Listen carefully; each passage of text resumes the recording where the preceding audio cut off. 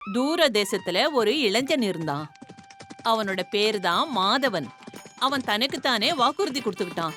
அப்படி அவன் கல்யாணம் பண்ணிக்கிட்டான்னா அப்படி ஒரு பொண்ணை கல்யாணம் பண்ணிக்க நினைச்சான். அவ அழகாவும் இருக்கணுமா, அதே சமயத்துல புத்திசாலியாவும் இருக்கணுமா. அவன் அப்படிப்பட்ட பொண்ணை தேடி தேடி ரொம்ப மைல் தூரம் பயணம் செஞ்சான். அழகா இருக்கிற பொண்ணு புத்திசாலியா இருக்க மாட்டா. அப்புறம் அவ புத்திசாலியா இருந்தா அழகா இருக்க மாட்டா. அப்புறம் கடைசியில தன்னோட கனவு இளவரசிய அவன் தேடிக்கிட்டே போனான். அவன் விஜயநகரத்துக்கு வந்து சேர்ந்தான். இந்த உலகம் முழுக்க சுத்தி பார்த்துட்டா, ஆனா ஒரு பொண்ணு கூட கிடைக்கலையே. ஒருவேளை நான் வாழ்க்கை முழுக்க இப்படி கல்யாணம் ஆகாத குமரனாவே இருந்துருவனோ? ஓஹோ, இந்த நகரம் ரொம்பவே அழகா இருக்குதே. அப்படின்னா இந்த இடத்துல என்னோட அழகான இளவரசி எனக்கு கிடைப்பாங்கிற நம்பிக்கை எனக்கு இருக்குது. நாள் முழுக்க பயணம் செஞ்சு சோர்ந்து போன மாதவன் அங்க ஒரு மரத்தோட நிழல்ல அப்படியே ஓய்வெடுக்க படுத்தான். அப்படியே தூங்கவும் செஞ்சிட்டான். எப்பவும் போல நான் எல்லார்கிட்டயும் கேள்வி கேட்பேன், அதுக்கு பதிலா சுறுசுறுப்பா கொடுக்கணும். ஆஹா, கேளுங்க தாத்தா கேளுங்க. ஓ, இன்னைக்கு நானும் இடுப்ப இறுக்கிக்கிட்டு தான் வந்திருக்கேன். பொறுமையா. முதல்ல உடம்புல சுறுசுறுப்ப கொண்டு வா, அதுக்கப்புறம் சுறுசுறுப்பா பதில் சொல்லுவேன். சரி சொல்லுங்க, இப்ப என்கிட்ட ஒரு ஆடை இருந்து அத நான் விக்காம எப்படி பணம் சம்பாதிப்பேன்னு சொல்லுங்க. ஆடு மூலமா பணத்தை சம்பாதிக்கணும்னா அந்த ஆட்டை வித்து தானே ஆகணும். சிறுக சிறுக சேமிச்சு. இல்ல, இது தவறான பதில். நீங்க சொன்னீங்கன்னா நான் முயற்சி பண்ணி பார்க்கட்டுமா தாத்தா? இவ என்ன பொண்ணா இல்ல அப்சராவா? அப்படி என்கிட்ட ஒரு ஆடு இருந்ததுன்னா அதுக்கு சாப்பிட தீவனத்தை கொடுத்து குடிக்க தண்ணி கொடுத்து அதுக்கு சேவை செய்வேன். அட, அதனால பயனடையணும் ஆயிஷா கண்ணு. அதுக்கு தீவனம் தண்ணின்னு கொடுத்து நஷ்டத்தை ஏற்படுத்திக்க கூடாது. சிறுக சிறுக சேமிச்சு. பயனடையணும்னா அதுக்கு கொஞ்சம் பொறுமையா காத்துட்டு இருக்கணும் மாமா. நீங்க முழு பதிலையும் கேட்கறதுக்கு எனக்கு எவ்வளவு பொறுமை வேணும்னா அந்த ஆடு பெருசா வளர்ற வரைக்கும் பொறுமை வேணும். அந்த ஆடு எப்படியும் வளர்ந்து பெருசாகி நல்ல வாட்ட சாட்டமா ஆயிடும். நான் அதோட கம்பளி, பால், அப்புறம் சாணத்தை வித்து நிறைய பணம் சம்பாதிப்பேன். சரியான பதில். என்னப்பா இது? நான் யார தேடி இங்க அங்கன்னு சுத்திட்டு இருந்தனோ அந்த மாதிரி ஒரு பொண்ணு இங்க இருக்காளே. அழகோட சேர்ந்து புத்திசாலியும் கூட. வா, வா, வா, வா, வா. என்ன ஒரு பதில், அதுவும் உடனடியா கொடுத்திருக்க. தாத்தா, இன்னும் அந்த பொண்ணுகிட்ட ஒரு கேள்வி கேளுங்களேன், ஒரே ஒரு கேள்வி. தாத்தா கேள்வி மேல கேள்வி கேட்டுக்கிட்டே இருந்தாரா. அப்புறம் ஆயிஷா அதுக்கு தகுந்த மாதிரி பதில சொல்லிடுவா. அப்புறம் இந்த மாதிரி மாதவனோட அழகான புத்திசாலியான பெண் தேடுதல் நிறைவடைந்தது. மாதவன் ஆயிஷாவை கல்யாணம் பண்ணிக்கிட்டு விஜயநகர்ல இருந்து விடை பெற்று அவனோட ஆடம்பரமான அரண்மனைக்கு போனான். புது வீட்ல ஆயிஷாவுக்கு பக்கத்துல எப்பவும் வேலைக்காரங்க இருந்துகிட்டே இருந்தாங்க. அவ ஒரு சின்ன பொருளை கூட கையில எடுக்க விடவே மாட்டாங்க.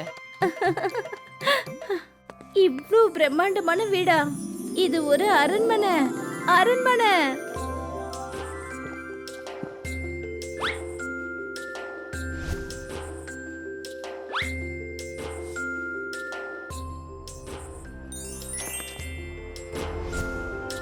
எந்த ஆயிஷா கிராமம் முழுக்க நல்லா சுத்தி வருவாளோ, இப்ப அவ ஒரு நாள்ல 2 அடி கூட எடுத்து வைக்க மாட்டேங்கிறா. மொத்தமா சேர்த்து ஆயிஷாவுக்கு இந்த புதுவிதமான உபசரிப்பு அவளுக்கு ரொம்ப நல்லா இருந்தது. மெல்ல மெல்ல நேரமும் கடந்து போய்கிட்டே இருந்தது. அப்புறம் உடம்புக்கு தேவைக்கு அதிகமான ஓய்வு கிடைச்சதுனால ஆயிஷாவோட உடம்புல ஒவ்வொரு பகுதியும் ஒவ்வொன்னா அவளால வேலை செய்ய முடியாம போயிடுச்சு. ஆயிஷாவை பாக்குறதுக்காக மாதவன் பல வைத்தியர்களை, அக்கீம் என்ற வைத்தியரை கூப்பிட்டாங்க. ஆனா எந்த ஒரு மருந்தும் ஆயிஷாவுக்கு சரிப்படுத்தவே முடியல. மெல்ல மெல்ல ஆயிஷாவுக்கு உடம்பு சரியில்லாத விஷயம் பறந்து பறந்து அவளோட கிராமமான விஜயநகரம் வரைக்கும் போய் சேர்ந்தது. நான் அவளை குணமாக்குவேன். நான் புறப்படுறேன். நான் போய் என்னோட பழைய ஆயிஷா கண்ணை குணமாக்கிட்டு வரேன். தாத்தா சொன்ன வார்த்தையை கேட்டு கிராமத்து ஜனங்க குழப்பமாயிட்டாங்க. எந்த பொண்ண அக்கிம் வைத்தியரால குணப்படுத்த முடியலையோ அவளை தாத்தா எப்படி குணப்படுத்த முடியும்? தாத்தா அப்புறம் அங்கிருந்து நேரா புறப்பட்டு மாதவனோட அரண்மனைக்கு வந்து சேர்ந்தாரு. தாத்தா நீங்களா? நான் வந்துட்டேன். இனிமே நீ எதுக்கும் கவலைப்படாத ஆயிஷா கண்ணு. உன்னை நான் குணமாக்கிட்டு தான் இங்கேருந்தே போவேன். நீங்க இங்க வந்ததுக்கு உங்களுக்கு என்னோட நன்றிகள் ஐயா. நீங்க என்ன சொல்றீங்களோ அதே மாதிரி செஞ்சிடலாம். நீங்க எங்க ஆயிஷாவை குணப்படுத்தினா போதுங்க ஐயா. கண்டிப்பா. முதல்ல மத்தவங்க செய்யற உணவுகள்ல எனக்கு கொஞ்சம் கூட நம்பிக்கை கிடையாது. நீங்க என்ன பேசிக்கிட்டு இருக்கீங்க? இங்க இருக்கிற சமையல்காரர் எங்க அப்பா, அவருடைய அப்பா, அவருடைய அப்பாவுக்கு சமைச்சு கொடுக்கறவரு. ஆனா நீங்க கவலைப்படாதீங்க. நீங்க சொன்னீங்கன்னா நானே கூட சமைச்சு கொடுக்கறேன். அதுக்கு அவசியம் இல்ல. நான் என் கையால சமைக்கிற சாப்பாட்டை தான் அவ சாப்பிடணும். அப்புறம் இன்னொன்னு, நான் சொல்ற வரைக்கும் அவ பக்கத்துல எந்த ஒரு ஆளும் வரவே கூடாது. ஆள் என்ன, அவங்க நிழல் கூட அவ மேல படக்கூடாது. நிழல் கூட படக்கூடாதா?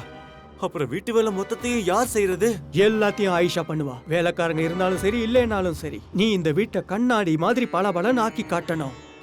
ஆனா ஆனா ஊனான்னா நான் இந்த இடத்த விட்டே போயிடுவேன்.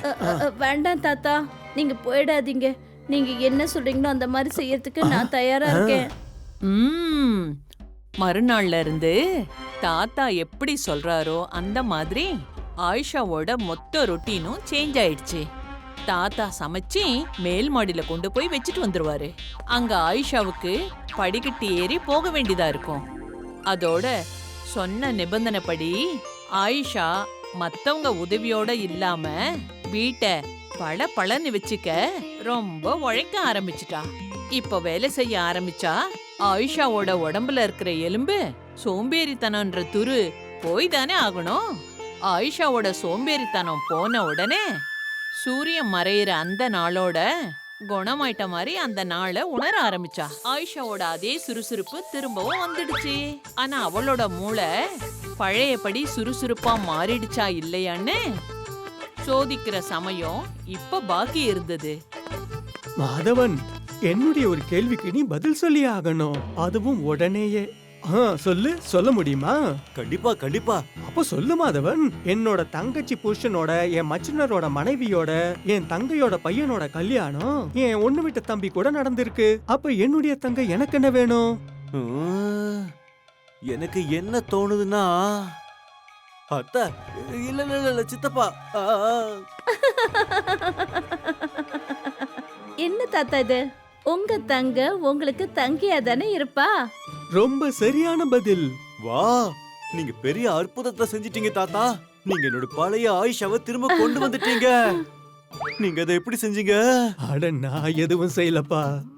இவ விஜயநகர்ல இருக்கும்போது கிராமத்துல எல்லாருக்கும் உதவி செய்வா.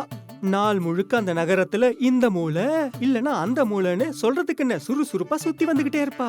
தன்னோட புத்திசாலித்தனத்தை வச்சு நல்ல அறிவுரைகள் எல்லாம் சொல்லிக்கிட்டு இருப்பா.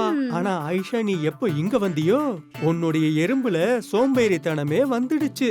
நான் பழைய மாதிரி இருக்கிறதுக்கான பழக்கத்தை கொண்டு வந்த, அவ்வளவுதான். ஓ எலும்புல அப்புறம் மூளையில பிடிச்ச துரும்பு தானாவே போயிடுச்சு. அப்படியா? இதுதான் உங்க யோசனையா?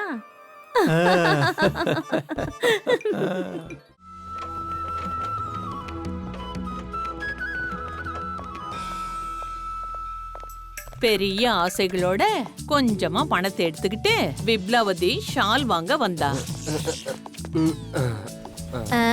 இதோட விலை என்ன? இது வெறும் 10 ரூபா. ரொம்ப அதிகமா சொல்றீங்க நீங்க. இவ்வளவு காசை கொடுத்து இந்த விஜயநகர்ல யார் இந்த ஷாலை வாங்குவாங்க? நான் வாங்குவேன். விம்லாவதி அந்த பொண்ணோட பிரகாசத்தை பாத்துக்கிட்டே இருந்தா. என்ன ஒரு அழகான பட்டு புடவைன்னு. 2 கைகள்லயும் ரொம்ப அழகான தங்க வளையல்கள். இவ வேற யாரும் இல்ல, அரண்மனை ஜோசியரோட மனைவி. இப்ப அவளுக்கு முன்னாடி விமலாவுக்கு யார்தான் முக்கியத்துவம் கொடுப்பாங்க? விமலாவதி அந்த அரண்மனை ஜோசியரோட மனைவிக்கு கிடைக்கிற மரியாதைய பார்த்துட்டு ரொம்ப வைத்தறிச்சலோட நேரா தன்னோட வீட்டுக்கு போனா. இந்த மாதிரி 5க்கும் 10க்கும் காக்கா கதை கழுகு கதை எழுதி சந்தோஷப்பட்டுக்கிட்டு இருப்பீங்களா? பணம் காசு கொட்டுற மாதிரி ஏதாவது திறமையான வேலையை பண்ணுங்க. நீங்க ஜோசியர் ஐயா ஆக கூடாது. எதிர்காலத்தை பத்தி சொல்றது உனக்கு விளையாட்டு வேலையா என்ன? இங்க உட்காந்து பேனாவை வச்சு கதை எழுத தெரியுதுல? அதே மாதிரி அங்க இந்த தாயக்கட்டைய உருட்டி ஏதாவது கதை சொல்லுங்க. பெரியவங்க கூட பெண்களுக்கு முன்னாடி தோத்து போயிடுவாங்க. இதுல கமலேஷ் மட்டும் என்ன விதி விலக்கா? கமலேஷ் தன்னோட பையை எடுத்துக்கிட்டு மார்க்கெட்டுக்கு வந்தான். அதுக்கப்புறமா பாய போட்டு ஒரு மூலையில இங்க ஜோசியம் பார்க்கப்படன்னு ஒரு போர்டை வச்சுட்டான். தெரிஞ்சுக்கோங்க உங்க எதிர்காலத்தை, தெரிஞ்சுக்கோங்க தெரிஞ்சுக்கோங்க உங்க எதிர்காலத்தை, தெரிஞ்சுக்கோங்க. காலையில இருந்து மத்தியானம் ஆயிடுச்சு. ஆனா யாரும் அவங்களோட எதிர்காலத்தை தெரிஞ்சுக்க வரவே இல்ல. கமலேஷ் வீட்டுக்கு போறதுக்கு அப்பதான் எழுந்தான். அந்த சமயத்துல அண்ணா அண்ணா இருங்கண்ணே இருங்க. என் புருஷன் எனக்கு கொடுத்த விலையுயர்ந்த மோதிரத்தை நான் தொலைச்சிட்டேன். அது எங்க இருக்குன்னு உங்களால சொல்ல முடியுமா? என்னால இப்படி சொல்ல முடியும்? நான் தானே சொல்ல முடியும். தாயக்கட்டைய உருட்டி விட்டு ஏதாவது கதை சொல்லுங்க. அதுக்கப்புறமா கமலேஷ் தாயக்கட்டையை உருட்டி போட்டான். இந்த விபலாவதி என்ன ரொம்ப நல்லா மாட்ட வச்சிட்டாலே. இந்த தாயக்கட்டைய பார்த்து இந்த பொண்ணுக்கு நான் என்ன சொல்றது?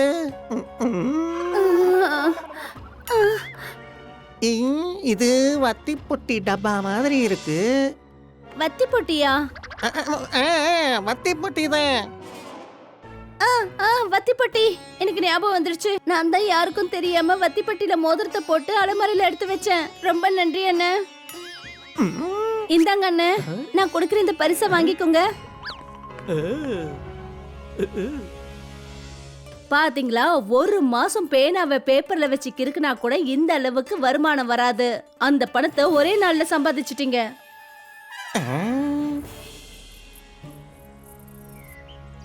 என்ன திருடு போயிடுச்சா? இந்த குழப்பம் திருட்டுனால ஏற்பட்டுடுச்சு. யாரோ அரண்மனையில இருந்து வைரம் வைடூரியம் நிறைஞ்ச மொத்தமா 40 பெட்டியையும் திருடிட்டு போயிட்டாங்க. அரண்மனை ஜோசியரால கூட திருட்ட கண்டுபிடிக்க முடியல. எனக்கு கொஞ்சம் அவகாசம் வேணும் மகாராஜா. நம்ம தர்பார்ல திருடங்களோட தடயங்களை கண்டுபிடிக்கிறதுக்கு யாராவது இருக்காங்களா? மகாராஜா, இந்த மனுஷன் வேற யாரும் கிடையாது. இவரு அந்த பொண்ணோட புருஷன்தான். அந்த பொண்ணுக்கு தான் கமலேஷ் மோதிரம் இருக்கிற இடத்த சொன்னது. அப்புறம் என்ன? உடனே அந்த இளைஞனை அரண்மனைக்கு அழைச்சிட்டு வாங்க.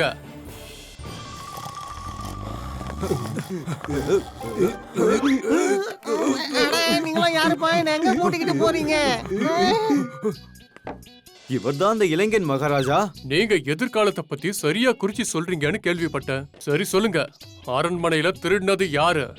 ஞாபகம் இருக்கட்டும், உங்க கணிப்பு தப்பாச்சுன்னா அதுக்கப்புறம் நான் உங்களை சிறையில அடைச்சிருவேன்.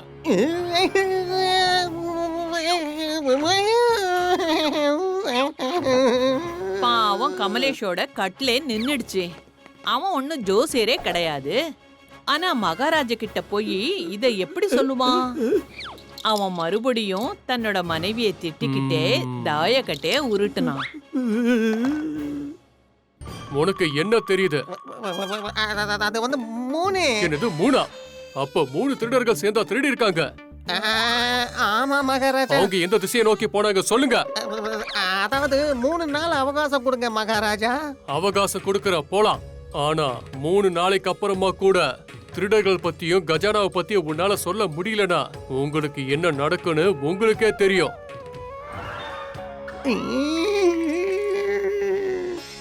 கமலேஷ் 3 நாள் அவகாசம் கேட்டது திருடர்களை பத்திய தகவல் சொல்றதுக்காக இல்ல, வீட்ல உணவு சாப்பிடணும்ன்றதுக்காக வாங்கினான். ஆனா அவன் ஜோசியனே கிடையாது. ஆனா அவனுக்கு மட்டும் தெரியும் 3 நாளைக்கு அப்புறமா அவனுக்கு சிறை காத்தை தான் வாங்கணும்னு தெரியும். கமலேஷ் சிறைச்சாலையோட காத்தை வாங்கறதுக்கு முன்னாடி தனக்கு பிடிச்ச லட்டுவை சாப்பிடணும்னு விருப்பப்பட்டான். இது எல்லாத்துக்கும் காரணம் என்னோட பேராசை தான். நாம ஏன் ஓடிடக்கூடாது? இல்ல விமலா, எந்த பிரயோஜனமும் இல்ல. என்கிட்ட 3 நாள் தான் இருக்கு. இப்ப மிச்சம் இருக்கிற இந்த லட்டை 3 நாளுக்கு சாப்பிடுவேன். அப்புறம் மகாராஜா கிட்ட மன்னிப்பு கேட்டுட்டு நானே சிறைச்சாலைக்கு போயிடுவேன். அதே சமயத்துல இன்னொரு பக்கம் திருடர்களுக்கும் ஒரு விஷயத்தை நினைச்சு பயமாயிடுச்சு. அதாவது யாரோ மகாராஜாவுக்கு அவங்க இருக்கிற இருப்பிடத்தை காட்டி கொடுக்க போறாங்கன்னு. மூங்கி, அவன் உண்மையாவே நாம இருக்கிற இடத்த மகாராஜா கிட்ட சொல்லிட்டானா? யாரும் நம்ம அரண்மனைக்குள்ள போறத பார்க்கவே இல்லையே. அரண்மனைக்குள்ள திருடுனதையும் பார்க்கல. அப்புறம் அவன் எப்படி நம்ம இருக்கிற இருப்பிடத்தை சொல்ல முடியும்? அந்த திருட்டு கூட்டம் ஒரு முடிவு பண்ணிச்சு. அதாவது அவங்க கமலேஷ் வீட்டை கண்காணிக்கணும்னு.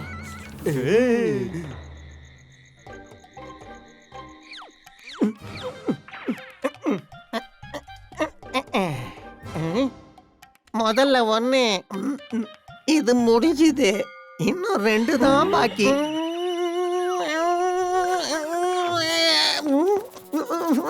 கமலேஷ் இங்க லட்டுவை பத்தி பேசிக்கிட்டு இருந்தான். ஆனா அந்த திருடனோட கூட்டத்துல ஒருத்தன் நினைச்சுக்கிட்டான் கமலேஷ் அவனை பார்த்துட்டான்னு. மறுநாள் 2வது திருடன் கமலேஷ் விட்ட கண்காணிக்க வந்தான். இன்னைக்கு 2வது கதையும் முடிஞ்சதுங்க. அதுக்கு மறுநாள் ராத்திரி திருடனுங்களோட தலைவர் அவனே உண்மையை தெரிஞ்சுக்கிறதுக்காக நேரடியாவே வந்தான். அற்புதம் விம்லா, இப்ப 3வது லட்டோட கதையும் முடிஞ்சது. பாத்தியா மூங்கி, இவன் எவ்வளவு பெரிய புத்திசாலின்னு. நம்மள மாதிரி சின்ன திருடனுங்க இவனுக்கு லட்டு மாதிரி. நாளைக்கு நான் மகாராஜா கிட்ட எல்லா உண்மையும் சொல்லிடுவேன். திருடங்க நினைச்சாங்க மகாராஜா கிட்ட அவங்க இருக்கிற இருப்பிடத்தை சொல்ல போறாங்கன்னு. ஏப்பா மன்னிச்சிடுப்பா, நாங்க ஏதோ தெரியாம தப்பு பண்ணிட்டோம். தயவு செஞ்சு மகாராஜா கிட்ட எதையும் சொல்லிடாதப்பா. இங்க கமலேஷ்க்கு என்ன தெரிஞ்சதுன்னா, அதாவது அவன் எந்த 3 நாளா அந்த லட்ட பத்தி பேசிக்கிட்டு இருந்தானோ திருடங்க அவனை பத்தி பேசுறாங்கன்னு அவனுக்கு புரிஞ்சுது. கமலேஷோட லக் பை சான்ஸ் இந்த தடவையும் அவனுக்கே ஒர்க் அவுட் ஆயிடுச்சு. திருடர்கள் அவன்கிட்ட கஜானா இருக்கிற இடத்த சொல்லிட்டு அங்க இருந்து ஓடிட்டாங்க.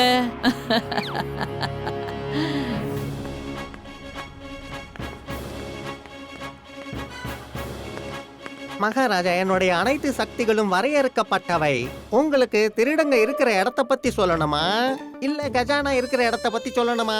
நீங்களே சொல்லுங்க. நீங்க எதை அடைய விரும்புறீங்க? திருடர்களா இல்ல கஜானாவா? இத சொன்னதும் கமலேஷ்க்கு ரொம்பவே பயமா இருந்தது. ஏன்னா கஜானா இருக்கிற இடத்த சொல்லிட்டு திருடங்க ஓடிட்டாங்க. ஒருவேளை மகாராஜா திருடங்க இருக்கிற இடத்த சொல்லுன்னு கேட்டுட்டார்னா? திருடர்கள் திருடங்களை கண்டுபிடிச்சு நாம என்ன பண்றது? நம்ம திருடு போன நகைகள் திரும்ப கிடைக்கணும். கமலேஷோட லக் இந்த இடத்துலயும் ஒர்க் அவுட் ஆயிடுச்சு. கமலேஷ் எந்த இடத்த சொன்னானோ திருடு போன எல்லா நகைகளும் அதே இடத்துல கிடைச்சிடுச்சு. ராஜா சந்தோஷப்பட்டு அவனை அரண்மனை ஜோசியரா அறிவிச்சாரு. ஆனா கமலேஷ்க்கு மட்டும் நல்லா தெரியும், அதாவது லக் பை சான்ஸ் தான் ஒர்க் அவுட் ஆகும்னு, எப்பவுமே ஒர்க் அவுட் ஆகாதுன்னு. மன்னிச்சிடுங்க மகாராஜா, என்னோட மொத்த சக்தி இந்த கஜானாவை கண்டுபிடிக்கிறதுலயே போயிடுச்சு. நான் இந்த பகுதிக்கு தகுதியானவனே இல்ல.